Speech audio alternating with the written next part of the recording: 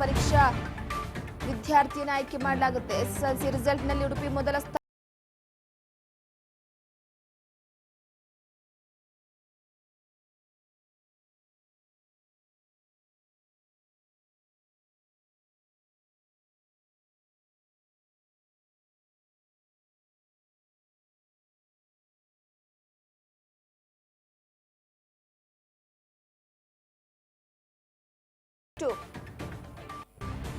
Percentage Udupi ಜಿಲ್ಲೆಗಿದೆ.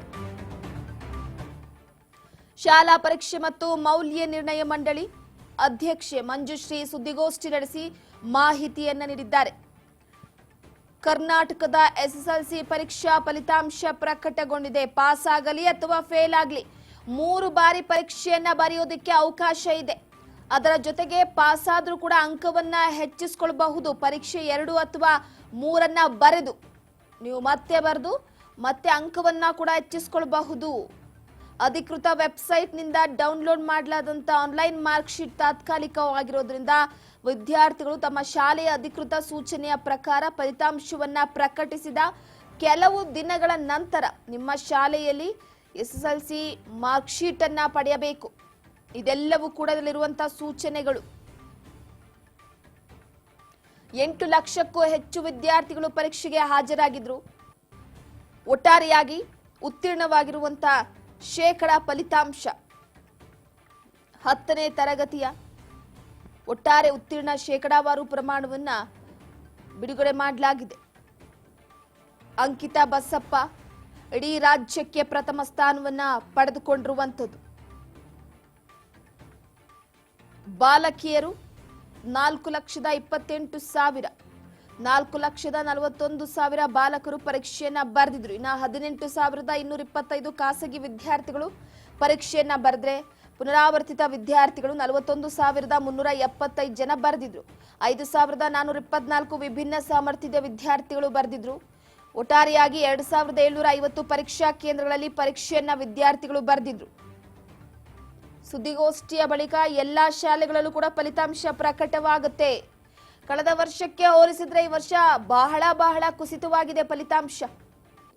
ಶೇಕಡ 83.89% ಮಾತ್ರ ಮಂದಿ ಪಾಸ್ ಆಗಿದ್ದಾರೆ. ಈ ಬಾರಿ ಅಂದ್ರೆ 2023-22ರಲ್ಲಿ ಈ ಬಾರಿ ಶೇಕಡ 73.40% ಅಂತಂದ್ರೆ ತುಂಬಾ ಬಹಳ ಮಟ್ಟದ ಕುಸಿತ ಇದು. 10:30ಕ್ಕೆ ಬೆಂಗಳೂರಿನ ಮಲ್ಲೇಶ್ವರದಲ್ಲಿ ಶಾಲಾ ಪರೀಕ್ಷಾ ಮತ್ತು ಮೌಲ್ಯಮಾಪನ ಮಂಡಳಿ ಸುದ್ದಿಗೋಷ್ಠಿಯನ್ನ ನಡೆಸುತ್ತೆ.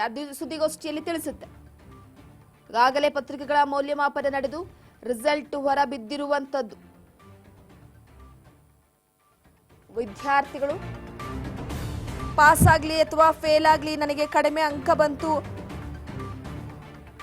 ನನಗಿನ್ನೂ ಅಂಕ ಬರಬೇಕಾಗಿತ್ತು ಅನ್ನುವಂತ ಆಲೋಚನೆಯನ್ನ ಬಿಟ್ಟು ಪಾಸ್ ಆದಂತವರಿಗೆ ಸಿಹಿ ಸುದ್ದಿ. ಅದರ ಜೊತೆಗೆ ಮುಂದಿನ ಭವಿಷ್ಯಕ್ಕೆ ಆಲ್ ದ ಬೆಸ್ಟ್ ಕೂಡ. ಆದ್ರೆ ಫೇಲ್ ಆದಂತವರು ಭಯ ಪಡೋದೇ ಬೇಡ. 3 ಬಾರಿ ಪರೀಕ್ಷೆಯನ್ನು ಬರೀಬಹುದು. ಮೇಧಾ ಪಿ ಶೆಟ್ಟಿ 2ನೇ ಸ್ಥಾನ, 625ಕ್ಕೆ 624 ಅಂಕ ಪಡೆದುಕೊಂಡಿರುವಂತದ್ದು. ಹರ್ಷಿತಾ ಡಿಎಂ ಮಧುಗಿರಿ, ಚಿನ್ಮಯ್ ದಕ್ಷಿಣ ಕನ್ನಡ ಅತಿ ಹೆಚ್ಚು ಅಂಕ ಪಡೆದಂತವರು.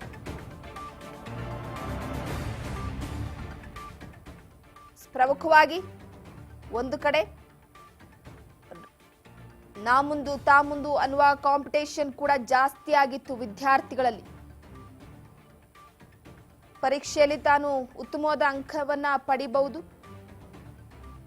ಪಡೆದು ಎಲ್ಲರಿಗಿಂತ ಮೊದಲ ಸ್ಥಾನವನ್ನ ಪಡಿಬೇಕು ಅನ್ನುವಂಥದ್ದು ವಿದ್ಯಾರ್ಥಿಗಳಲ್ಲಿ ಸಾಕಷ್ಟು ಕಾಂಪಿಟೇಷನ್. ಈಗಿರುವಂತಹ ದಿನಗಳಲ್ಲಿ ನೋಡ್ತಾ ಇದ್ರೆ ವಿದ್ಯಾರ್ಥಿಗಳಲ್ಲಿ ಅತಿ ಹೆಚ್ಚು ಕಾಂಪಿಟೇಷನ್ ಕೂಡ ಇದೆ.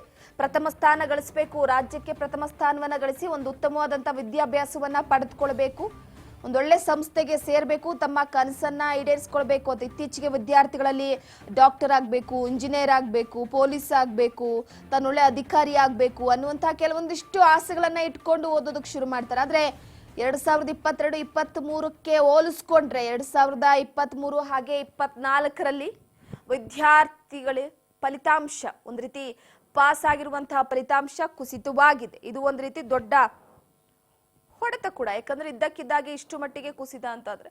ಮತ್ತಷ್ಟು ಅಪ್ಡೇಟ್ ಕೊಡ್ತಾ ಹೋಗ್ತೀವಿ ಸ್ಮಾಲ್ ಬ್ರೇಕ್ ನ ನಂತರ.